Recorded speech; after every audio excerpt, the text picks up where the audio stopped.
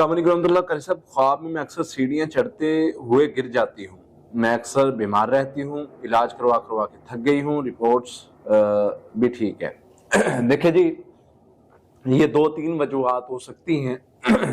इसमें आपको पढ़ाई बताई जाती है, फिलहाल आप वो करें, जो भी शर होगा वो खत्म हो जाएगा।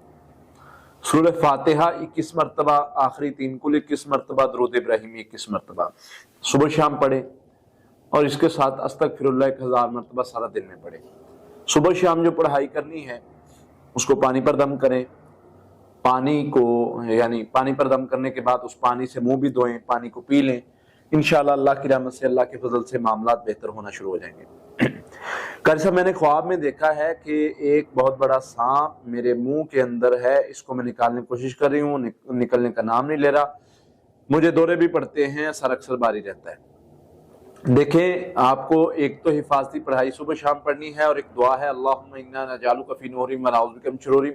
100 मरतबा वो सुबह शाम पढ़ें और सूरह यूनुस, सूरह अल-मुमिनून आयत नंबर 97-98 100 बार वो पढ़े सुबह शाम।